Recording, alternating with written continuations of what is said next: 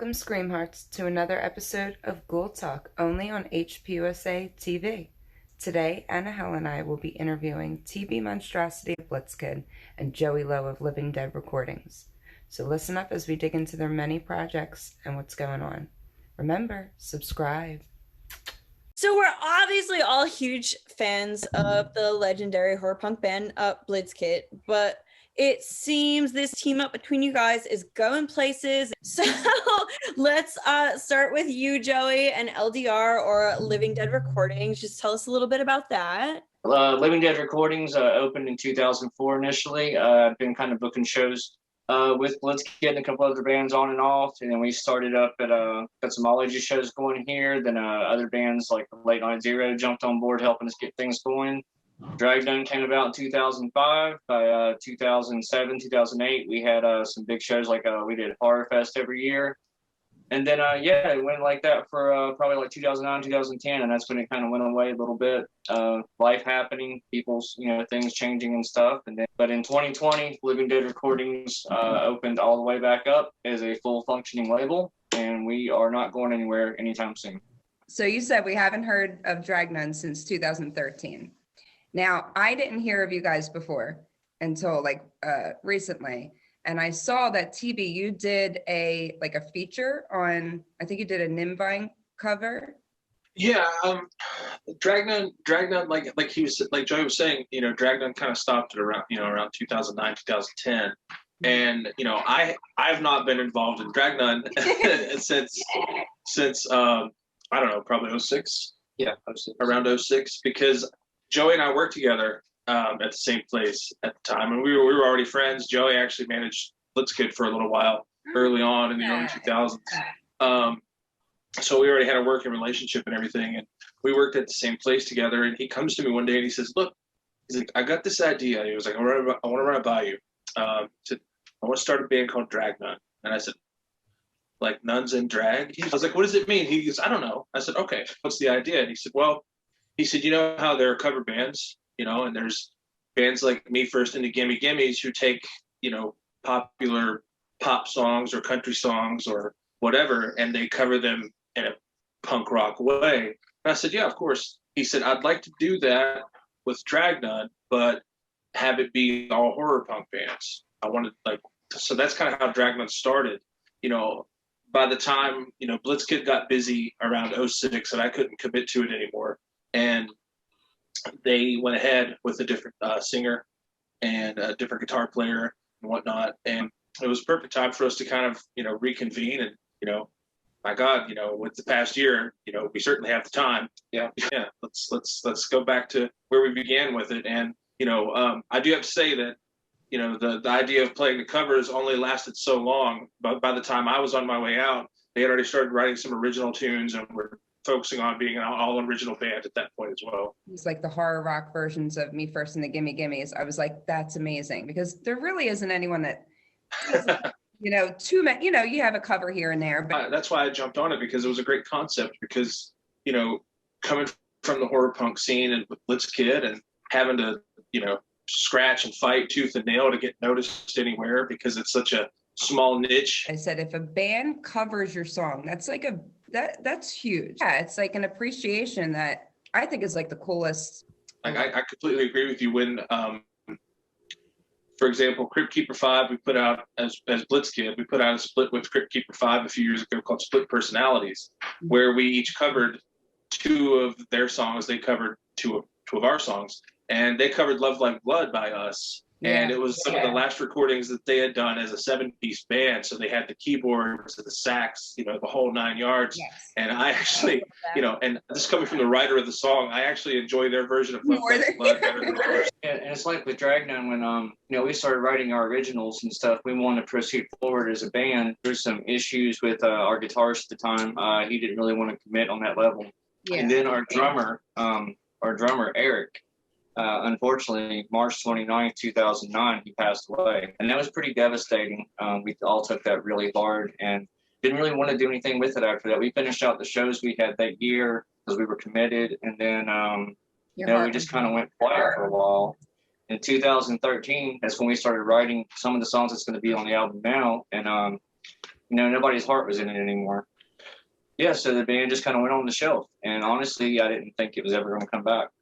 There's a sense of normalcy that's kind of been brought back into I think mine and his personal lives too, because we're actually having rehearsal now. We're actually learning songs. Let's just look at Happy Hour Homicide. Like, this is a totally different sound, right? So what kind of plans do you have, for that band, and what made you want to like go into that like direction? Actually, Happy Hour, like the guitarist and one of the founders, Keith, he's a friend of mine, from the music scene here, and he hit me up last September and asked me if I wanted to play bass in a metal band. And I was like, well, I play punk, right? And he was like, well, yeah. He's like, dude, you can learn. He's like, you got this. I'm like, so I wanted to join that band to be a part of, something, something different. It's variety. But also wanted to become a better bass player. We got a friend of mine that I went through a program with, Steve Tomasic. We used to walk to like meetings and stuff in town here, like, recovery meetings and stuff. He would practice his vocals on the way there because he's been trying to do this for a while. And as soon as they said we need a singer, so I called him up. He came out, tried out. And 3 months later, we're in the studio recording an EP coming out on LDR in May. We have a video we just went and filmed like for the song The One Who Falls. So that video is going to be coming out hopefully mid to late June. There's a lot of CGI and some editing stuff's got to be done. So we're going right back in the studio in June, and we're going to start recording. We're shooting for 8 songs for another full length. We want to have that out by December. So we're trying to drop 2 albums and the video in 1 year. And TB, you're managing, right? I guess you would say I'm co-managing with Joey. But yeah, I'm responsible for trying to get the band gigs and get some promo and stuff. Like we recently just did a Sonic Bids page, where you can do like the EPK and send it out to promoters and stuff like that. So yeah, I'm more of the spend countless hours on the computer. Yeah, he's saving me a stroke there because I have at this point over 20 years of experience in the music business, as it were. Yeah. And what little I do know, I was like, dude, I'll do it. I demo songs and I work out and I do guitar videos for a living right now. I have the time. Joey has been around Blitzkid so much as well throughout our career. Joey's been on tour with us several times. He's seen the inner workings of how things go as well. So I have someone that's grounded, who knows that the world is not going to be their oyster right away. You have to put in some work, and it's tedious and it's hard and it's a lot of waiting. So he gets it, thankfully. So yeah, definitely. I'm glad you guys are joining forces and actually helping each other out. And it seems like between like Dragnun and Happy Hour Homicide, like hit all of our news feeds, like it was like bam. Another band, TV, you have is a gathering of none. Yeah. Just give me like the rundown. When did you guys get started? What's going on with that band? When Blitzkid had decided we were breaking up in 2012, which everybody knows we've since gotten back together. But when we decided, let's call it a day for now. In 2012, I had already written a few songs that I didn't feel like fit anywhere, especially in the Blitzkid framework of things or anything that I had done previously.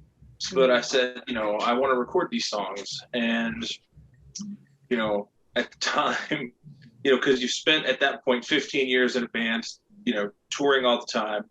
At the time, I was just like, I'm not doing a band. I'm just going to do it myself.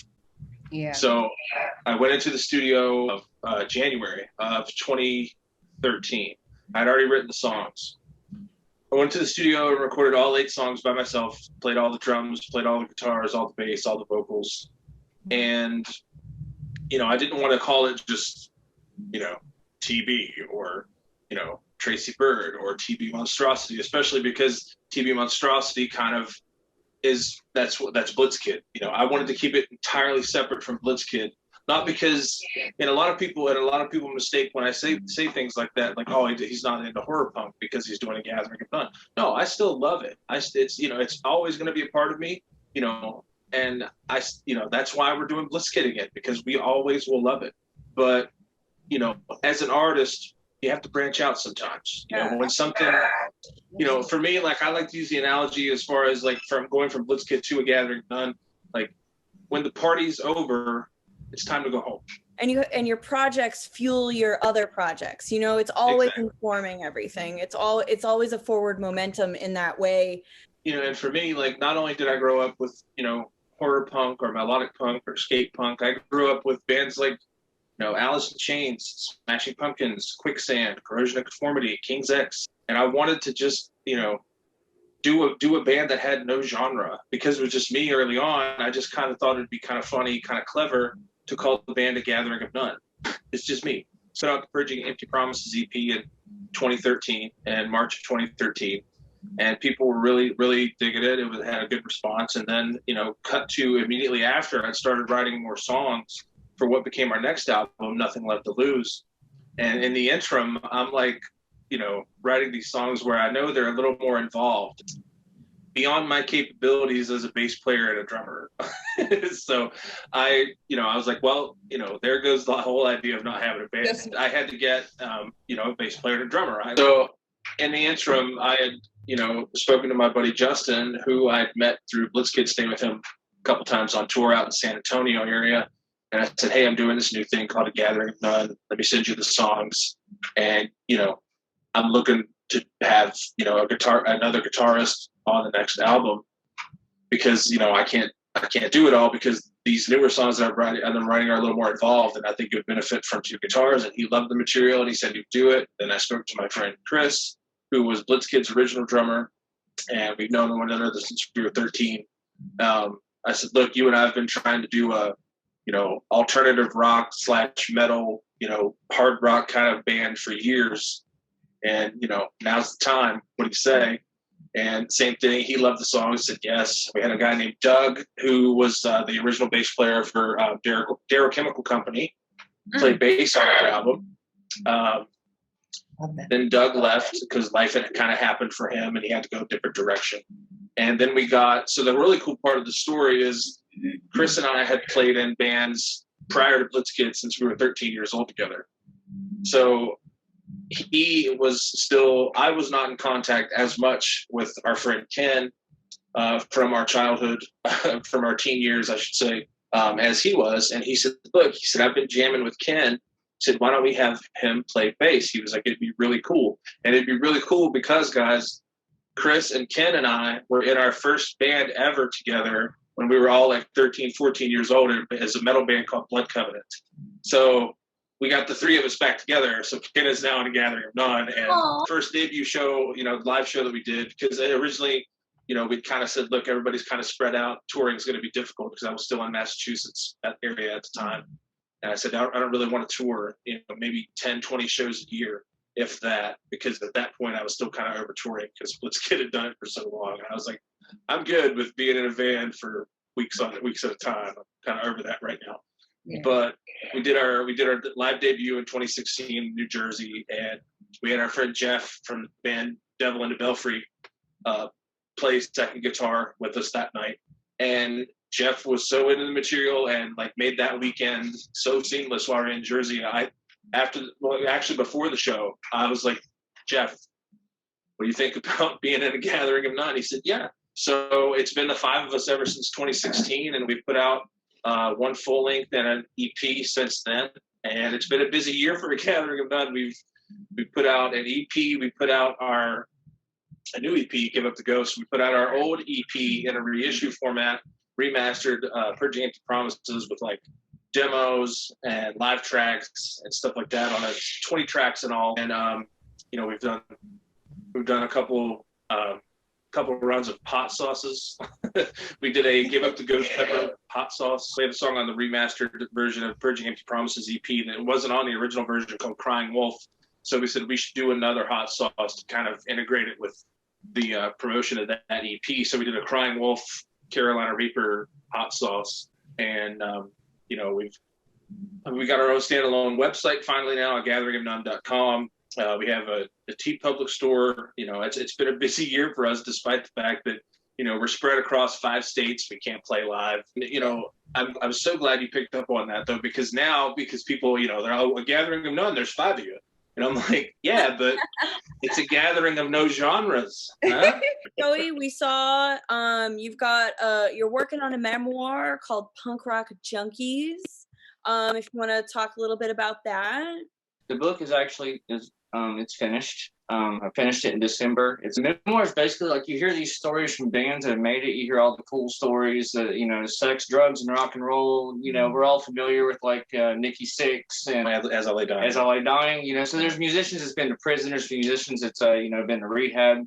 James Hetfield. But you don't hear about the bands that didn't make it. That have these same stories. Like you don't really hear a lot about the musicians, that aren't on that level. But I mean, we're all living that same lifestyle in one aspect or another. And the sad part about that is that the consequences, I feel like, down on this level are a lot more severe and worse, as far as like, a rehab for me, for instance, was a DOC sponsored facility, state funded. It wasn't like Passages Malibu. So the book is about, it's some music stories, my journey in music. But when Eric passed away, I did drugs on and off recreationally. But when Eric passed away, I really lost control of that. Like I think I was trying to catch up to him. I had survivor's guilt, but apparently that's what I was going through. So I spent the next, 2-3 years just like really getting out there. And then around 2015, I went off the deep end, like completely all the way strung out. Just people thought I was going to die. It led from, the lying and the stealing and just all the stuff that comes along with being like strung out on drugs and being and suffering from addiction. And I finally committed the crime of, for my career, the top one, I committed robbery and I went to prison. Now I laid in jail with my thoughts, every night, and was had to really reevaluate some stuff and some choices. And a lot of people, you might not hear a lot of people say this, but jail was the best thing for me. It saved my life. It gave me time to like figure out who I was and who I really wanted to be, and like leave that behind. So when I got out of jail, I had some more charges pending. I worked out a plea arrangement to go to Recovery Point, which is it's a DOC rehab in West Virginia. There's like 4 of them. It's a 12-month-long program, and it's behavior modification, uses AA as a backbone. I hold myself accountable and take responsibility for what I've done. And I learned how to change my perception of a lot of things. I finally got the motivation to finish writing the book, and I wrote it, and it molded a little bit from like in the beginning. It was going to be just about, rock and roll stories, but not the glamorous, outcomes or whatever. But it actually turned into my struggle with addiction, from the point to where Dragnun was doing well, Eric passes away, I get worse and worse and worse. And then, just when everybody gives up on me and I commit robbery and I'm going to prison, suddenly I find my way back. Finished writing in December 2020. The book ends around September or October, like when, Happy Hour Homicide, when that came about, when Dragnun started, getting back together. If somebody's in that position, and they're struggling with that, there is a way out. There's a better way to do things. I really appreciate you being able to tell that story and really finding these other creative projects to really work through everything. Being a musician is who I am, and addiction got in the way of that. So I found a way to be able to live with being an addict and recover from suffering from addiction. And actually, now that I'm clean, focused, I got 27 months clean, and it's congratulations. Thank you. Sky's the limit. Got all this stuff coming back together, and it's all because that I took a look at myself and took responsibility for my actions and changed my life. Because we have lost too many people. We've lost way too many people that are close to us through drugs and alcohol and driving and whatever. And people need to hear that there are others that are successful, that have multiple bands, a recording label, and they went through this, and it's the same that they are doing right now. A lot of people need to hear that. Normally, I also work in recovery. I work in a crisis unit locally. I try to be a walking example of it. We do get better, we do recover. I love doing that job because it reminds me of every day I see somebody come in, that's where I used to be. And I don't ever want to feel that way again. I can show them where they can go. Brandon Novak, actually, I think, how did he say it? If you want what I have, do what I do, you can get what I got. Okay, yo, TB and Joey, we need some links to all your stuff. YouTube.com, the little backslash, little C, the backslash, and it's LDR Productions. Okay, it's Facebook.com/LDR Norte, and having a URL makes no sense, but it was everything else I wanted to use was taken. I went with what I got. Then it's livingdeadrecordings.bigcartel.com. It's our merch store, which you can get all happy hour LDR merch. The book's going to be there, Dragnun merch, etc. Next is Dragnun. It's facebook.com/Dragnun official. Okay, and then happy hour is facebook.com/HHHWB. And let's see, from the happy hour page, like there's links for, let's say, the band camp and all that stuff on there. So it's hard memorizing all this stuff, but those are the main ones. Okay, TB, A Gathering of None. Okay, so same thing, facebook.com /A Gathering of None, instagram.com/A Gathering of None, twitter.com/official Agon, A Gathering of None.bigcartel.com for all of our merch, A Gathering of None.bandcamp.com for, digital purchases. We're also on, Spotify, iTunes. We're on all digital platforms as well. Just search us on any of those. You'll find us there. YouTube.com/A Gathering of None. And our official website, agatheringofnone.com. And you know what? We will post all of these links in our description. Like, subscribe, comment, like these pages, subscribe to their YouTube channels. So before we go, I need to know, what shows do you guys have coming up for each band? We're actually in the process of, starting pre-production on our next full length. So we hope to start working on that sometime this summer. Dragnun, if I may speak upon Dragnun's behalf, Dragnun has a show pending in August in Charleston, West Virginia. It's going to be an all-day outdoor festival type thing. I think so far the Jasons, the Jerks, Boldly Go, a couple others, and the big headliner is going to be the Rosedales. So that's going to be exciting. Well, the next month makes 20 years that I've been booking. So to celebrate that 20th anniversary, I have a show set up the next town over, Princeton, West Virginia, at the Rec Center, which is kind of where it all started up for me. So it's Reanimation Day, 20 Years of Decay. And we have Happy Hour Homicide, Dying Oath, Amidst the Chaos, Late Night Zero, and Nova Omega. So we have sponsors. We have Spookables, which is a badass local horror nerd store. I mean, horror figures, movies, really cool collection, DC stuff. So Bonte's Kitchen, they're sponsoring, setting up. Totally Glazed, it's a donut shop here in Princeton. And we have Lollipop Music, local music store, they're sponsoring. It's just gonna be a lot of fun. It's gonna be all ages from like 4 to 10. Hopefully we're gonna blow the doors off the town that day. After that, July 3rd, Happy Hours playing Myrtle Beach at Gator Tales.